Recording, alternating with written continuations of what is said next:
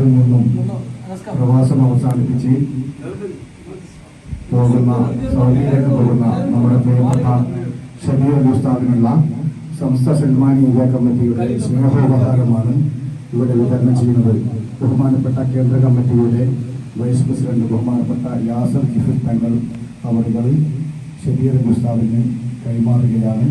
അല്ലാഹു അക്ബർ അല്ലാഹു അക്ബർ അല്ലാഹു അക്ബർ ലാ ഇലാഹ ഇല്ലല്ലാഹു അല്ലാഹു അക്ബർ അല്ലാഹു അക്ബർ വലില്ലാഹിൽ ഹംദ്.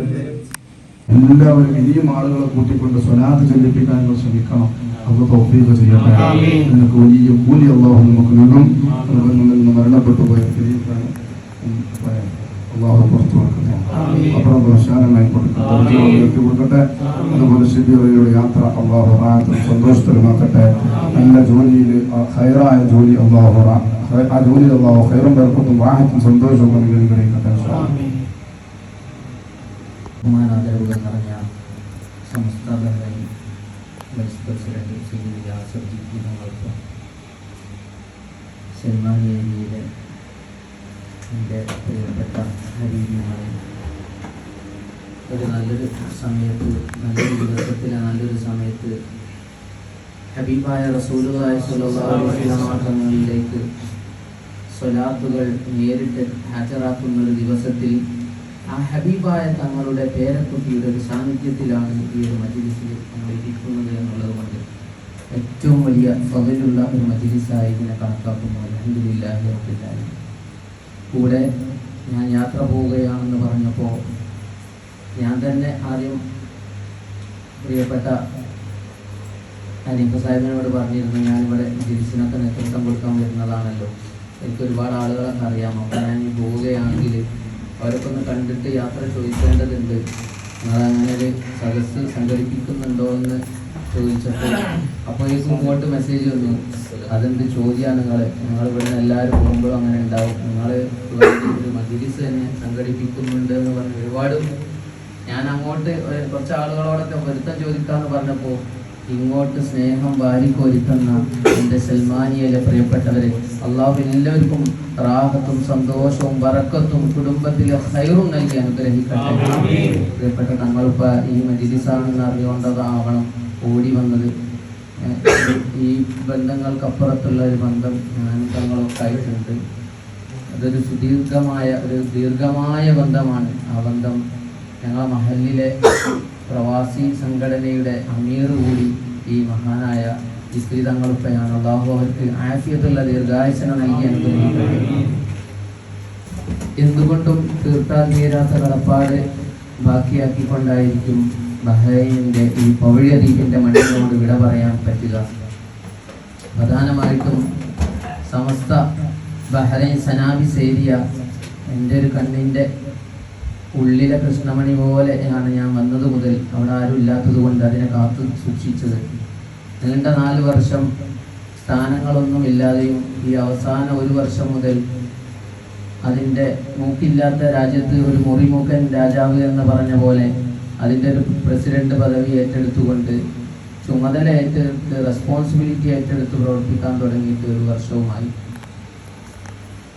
എന്തായാലും ആ ഏരിയയോടും ആ ഏരിയ വഴി ഈ ഉണ്ടാക്കിയ ഒരു സമസ്ത, അതുപോലെ KMCC, അതുപോലെ ഒരുപാട് ബന്ധങ്ങൾ ഇത് വിട്ടുപോകുമ്പോൾ തീർത്തും എന്നെ സംബന്ധിച്ച് ഒരു പറിച്ചു നടലാണ് ഈ പോക്ക്.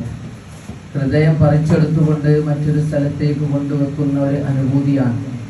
പക്ഷേ ഹനീഫ സാഹിബ് പറഞ്ഞതുപോലെ പോകുന്നത് മഹത്തായ ഹറമുകളുടെ നാട്ടിലേക്കായതുകൊണ്ടും ആദ്യം റിയാദിലേക്ക് പോയി പിന്നീട് അവിടുന്ന് 1 വർഷത്തിന് ശേഷം മദീന പോകാൻ പറ്റുമെന്നാണ് പറഞ്ഞത്. ആ ഒരു വലിയ തൗഫീഖിനായി മാത്രമാണ് ഈ ഒരു ജോലി പോലും മാറുന്നത്.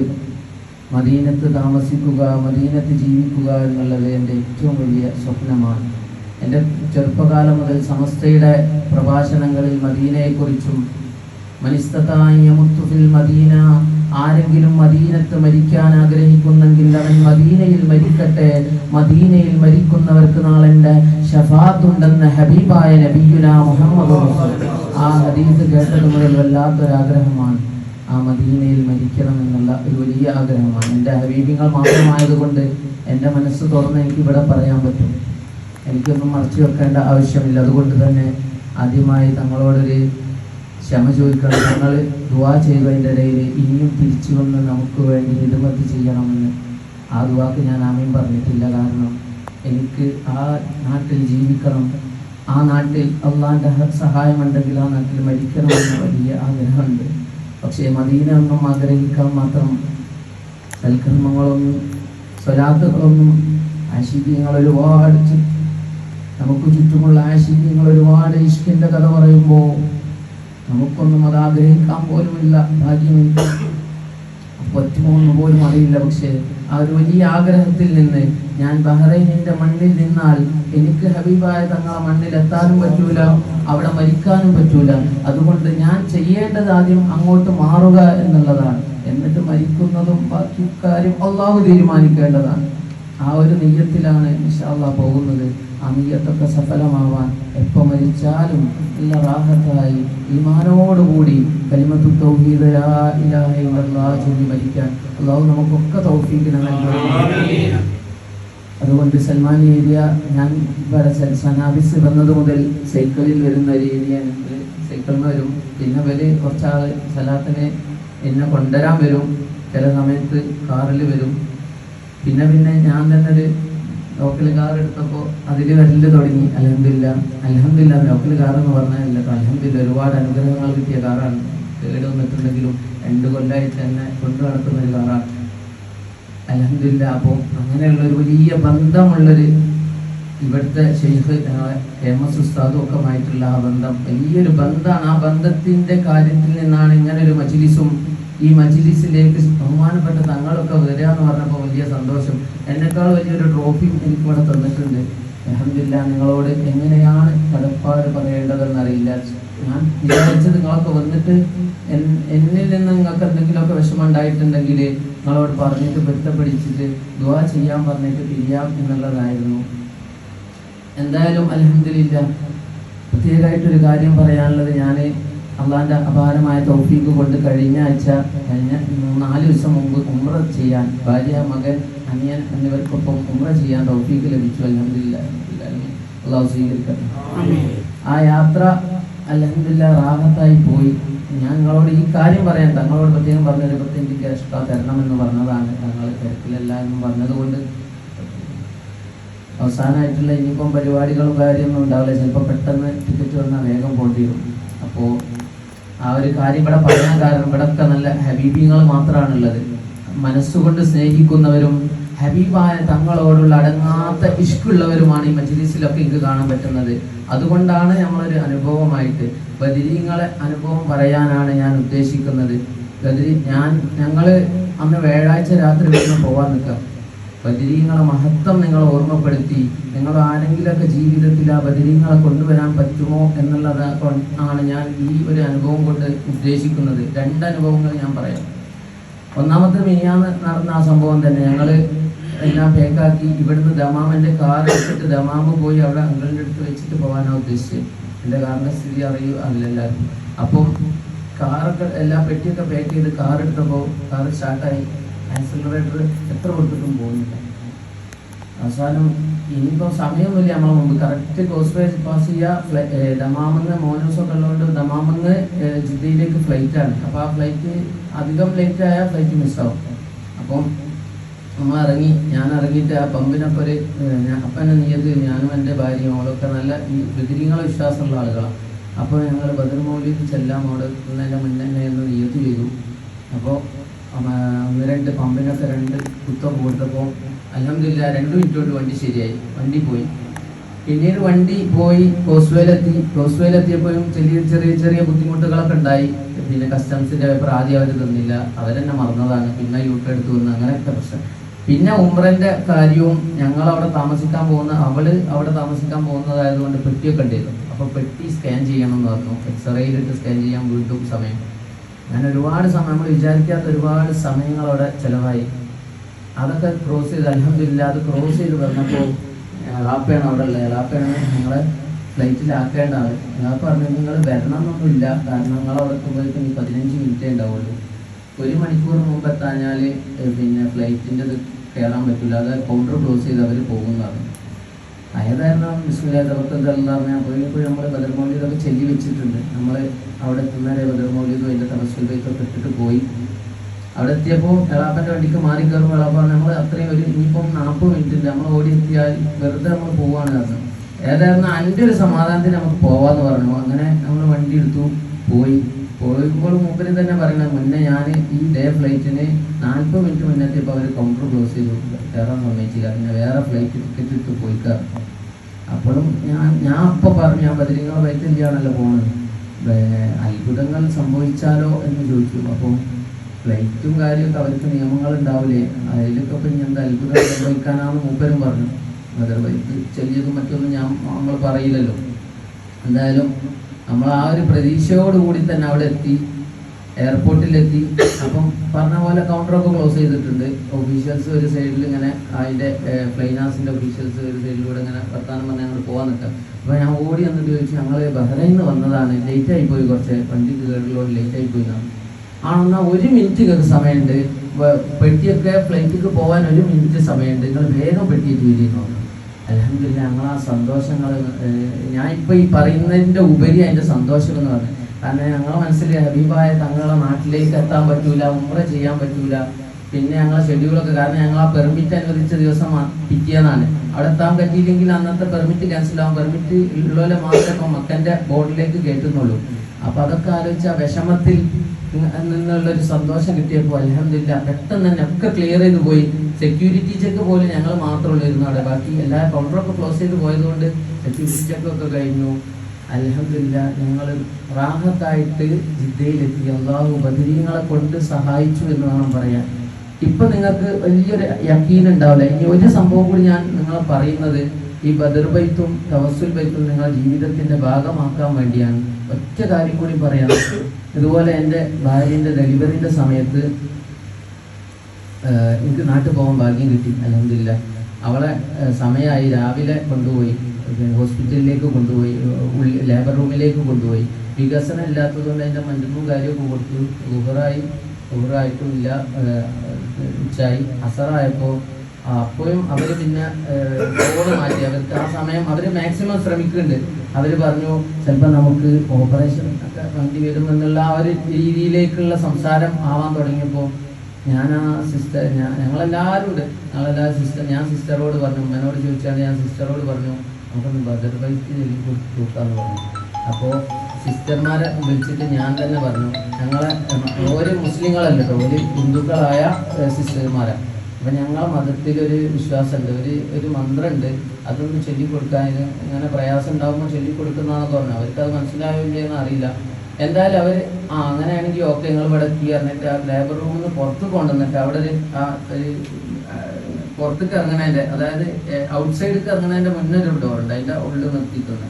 എന്നിട്ട് നമ്മളെ വെള്ളത്തിലേക്ക് മൗലിദ് ഈ ബദരീങ്ങളെ പേര് മന്ത്രിച്ച് അൽഹംദുലില്ലാഹ് അതൊക്കെ കൊടുക്കാൻ എനിക്ക് തൗഫീഖ് ഉണ്ടായി. അത് കൊടുത്ത് 1 മണിക്കൂർ 1.5 മണിക്കൂറിൻ്റെ ഉള്ളിൽ സുഖപ്രസവം നടന്നു. അൽഹംദുലില്ലാഹ് ഇസ്റുൽ ഹാഫി എന്ന് ആ മകന് പേരിട്ടു. ഇതൊക്കെ ബദരീങ്ങളെ ബറക്കത്തായിട്ടാണ് ഞാൻ വിശ്വസിക്കുന്നത്. ഒരുപാട് ദുആകൾ അവിടെ ഉണ്ടായിട്ടുണ്ട്. എൻ്റെ ഉമ്മ, എൻ്റെ ഉപ്പ, അവളെ ഉമ്മ, അവളൊപ്പൊക്കെ എന്നെക്കാൾ ദുആ ചെയ്തിട്ടുണ്ടാവും. പക്ഷെ ഞാൻ വിശ്വസിക്കുന്നത് ബദരീങ്ങൾ സഹായിച്ചു എന്നുള്ളതാണ്. കാരണം എന്തെന്നറിയോ, ബദരീങ്ങളെ നേതാവ് ആരെന്നറിയോ, ഒരു കാലഘട്ടത്തിലെ കാട്ടാളന്മാരെ കാലത്തിന്റെ കാലച്ചകളെ കാലയെ കുട്ടിക്കണ്ടറിഞ്ഞ് കാരുണ്യമാണ് കരണീയമെന്ന് കാലുഷ്യലോകത്തിലെ കാപാലികരുടെ കാതിൽ പറഞ്ഞ് കാലം കാത്തിരുന്ന കാലത്തിന്റെ കേദാരവന്തമായി ലോകത്തേക്ക് കടന്നു വന്ന് കറുത്തിരുണ്ട ബിലാലിനെയും വെളുവെളുത്തു ചുമന്ന സൽമാനിൽ ഫാരിസിയെയും ഒരേ പാത്രത്തിൽ ഉണ്ണാൻ പഠിപ്പിച്ച് വർണ്ണ വിവേചനം ലോകത്തരുത് എന്ന് പറഞ്ഞ ഹബീബായ നബി മുഹമ്മദ് മുസ്തഫ സ്വല്ലല്ലാഹു അലൈഹി വസല്ലം തങ്ങളാണ് ബദരീങ്ങളെ നേതാവ് എന്നുള്ളതാണ് ബദരീങ്ങളെ ഏറ്റവും വലിയ മഹത്വം. അതുകൊണ്ട് ആ ബദർ ബൈത്തും ബദറിന്റെ തവസ്സുൽ ബൈത്തും ഒക്കെ നിങ്ങളും കൈമുതലാക്കണം. എനിക്കും ഒരു ഉസ്താദ് പറഞ്ഞു തന്നപ്പോൾ ഇത്രക്കൊരു വിശ്വാസം കുറവുണ്ടായിരുന്നു.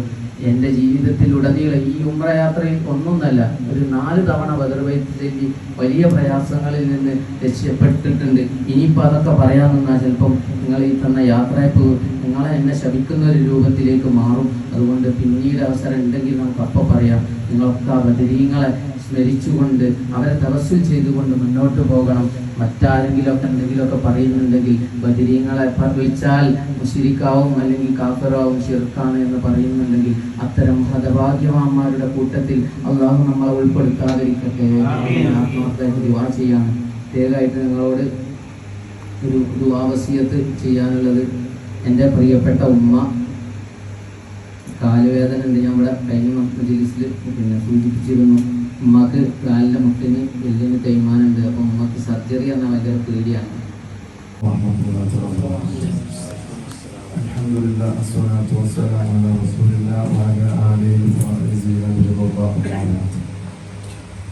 ഏറ്റവും ബഹുമാനാദരവ് നിറഞ്ഞ സൽമാനിയുടെ സെക്രട്ടറി, അതുപോലെ പ്രസിഡന്റ്, ട്രഷറർ, മറ്റു കമ്മിറ്റി ഭാരവാഹികൾ, അല്ലാഹു സുബ്ഹാനഹു വ തആല നാം ഒരുമിച്ച് കൂടി അല്ലാഹു നമ്മെ കബൂലാക്കട്ടെ.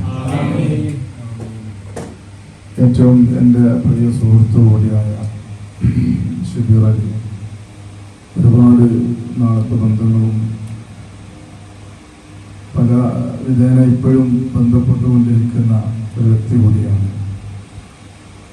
അവരെ ബഹുമാനപ്പെട്ടവരുടെ യാത്രയിലാണ് നമ്മൾ ഒരുമിച്ച് കൂടിയിരുന്നത്. യാത്രയത്തിലാണ്. അല്ലാഹു സുബ്ഹാനഹു വ തആല അദ്ദേഹത്തിന്റെ യാത്രകൾ എളുപ്പത്തിലായി കൊടുക്കട്ടെ. ഇനിയും റാഹത്തിലായി തിരിച്ചു വന്നിട്ട് ഇവിടെ തന്നെ നമുക്ക് നേതൃത്വം നൽകാനുള്ള തൗഫീഖ് പാടുകട്ടെ. ഖൈറായതും എത്തിച്ചു കൊടുക്കട്ടെ.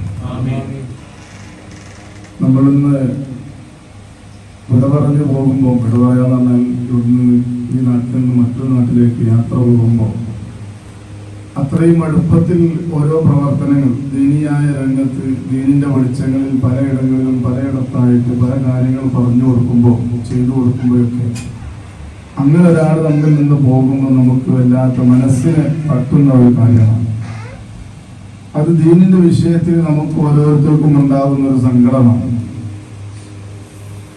അതില് ആ ഒരു നിമിഷത്തിലാണ് നമ്മൾ ഓരോരുത്തരും ഒരുമിച്ച് കൂടിയിട്ടുള്ളത് എന്നുള്ളതാണ് നമ്മൾ ഓരോരുത്തരും ആലോചിക്കുന്നത്. നമ്മളിങ്ങനെ അദ്ദേഹത്തിന് ഒരു യാത്ര കൊടുക്കാനുള്ള കാരണം നമ്മളിൽ അദ്ദേഹം ചൊരിപ്പിച്ച ഒരുപാട് സംഗതികളുണ്ട്, പ്രവർത്തനങ്ങളുണ്ട്, നല്ല നല്ല കാര്യങ്ങളുണ്ട്. ഈ കാര്യങ്ങളൊക്കെ അദ്ദേഹത്തിൽ നിന്ന് നമ്മുടെ പൽബിൽ ഇങ്ങനെ ഉദിച്ചുകൊണ്ടിരിക്കുകയാണ്. അപ്പൊ ആ വെളിച്ചം ഇനിയും നമ്മുടെ ജീവിതത്തിൽ നമുക്ക് ഒരുപാട് ഉണ്ടാവണം. അല്ലാഹു അതിനൊക്കെ തൗഫീഖ് നൽകി അല്ലാഹു ഈ സദസ്സ് നമ്മിൽ നിന്ന് കബൂലാക്കട്ടെ.